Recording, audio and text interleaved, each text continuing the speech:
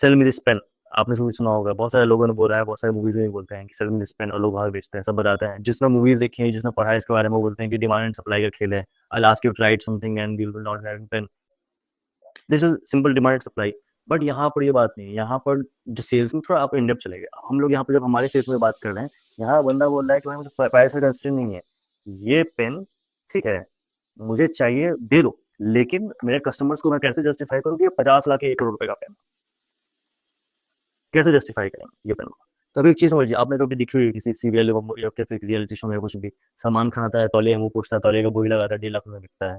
वैसे ही जो एंटिक चीजों का ऑक्शन होता है, उनका भी वैसे ही प्राइस होता है। तो यहाँ पर बात प्रोडक्ट की नहीं आती, ये प्रोडक्ट वही तौलिया वही 200 रुपए का, ये पेन वही 5 रुपए का है, लेकिन जो मेन बात है वो ये है कि भाई उसके प्रोडक्ट की वैल्यू क्या है, क्या उसके अगर उसका कोई इंसिडेंट है तो एक वैल्यू है, कुछ हिस्टोरिकली है, जैसे हम बोलो कि भाई रेड क्लिफ में जो साइन किया था इंडिया पाकिस्तान का बॉर्डर का जो रेखा है कुछ भी, इसी पेन से साइन किया था, तो एक हिस्टोरिक वैल्यू वाला पेन है ये। आप समझ रहे हो, एक पेन है बट वही 5 रुपए का पेन है, बट एक हिस्टोरिक वैल्यू वाला पेन। तो ये चीजें होती हैं। सचिन का बल्ला है 500 रुपए का, 1000 रुपए का, 5000 रुपए का होगा, 10,000 रुपए का होगा, ठीक है।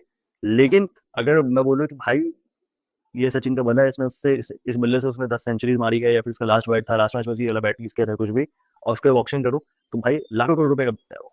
क्यों? क्योंकि सामने सेंटिमेंटल वैल्यू जुड़ा हुआ है कि भाई Sachin is India greatest player, उसका एक लास्ट मैच का जो बैट है जिसमें उसने कई सेंचुरीज मारी है, वो वाला बैट मुझे मिल रहा है। इसमें बैट की वैल्यू नहीं है, इसमें सचिन की वैल्यू है। तो सेम चीज है कि जब आप किसी प्रोडक्ट किसी को ऐसे बेच रहे हो कोई चीज, तो वहां पर उसको आप सिर्फ ये नहीं कर सकते कि भाई ठीक है 50,000 में मैं आपको क्या दे काम करता, सोने का बिस्किट बना के दे देता है, नहीं सोने का कॉइन भी दे देता बना के, नहीं। तो चीज ये है कि भाई कस्टमर क्या चाहता है, आप उनको देखिए, जानिए, समझिए।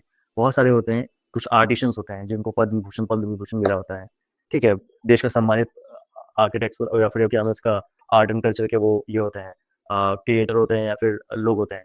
तो भाई उन लोग भी बहुत सारे आर्ट एंड क्राफ्ट बनाते हैं, आप उनसे आके मिलकर बात कर सकते हैं, आप उनको कुछ प्रोडक्ट उनको दे सकते हैं। अब मैं एक बात बताऊँ कि मेरा एक कस्टमर है, मैं उनको अगर मान लीजिए एक MF हुसैन की पेंटिंग गिफ्ट करूँ, ठीक है, अगर मैं उनको एक MF हुसैन की पेंटिंग गिफ्ट करूँ कि भाई this is the masterpiece of mister MF Hussain, और ये है क्या नाम है इसका, उनकी पेंटिंग है, तो मैं उनको गिफ्ट करूँ, तो यहाँ पर बात प्राइस का तो ऑब्वियसली महंगा चीज़ है वो है, लेकिन एक वैल्यू वाली चीज़ कि भाई एक बहुत ब्रिलियंट आर्टिस्ट उनका ये है, पेन है, या फिर सॉरी एक बहुत बड़ा ब्रिलियंट आर्टिस्ट है जो उनकी पेंटिंग है वो दे रहे हैं।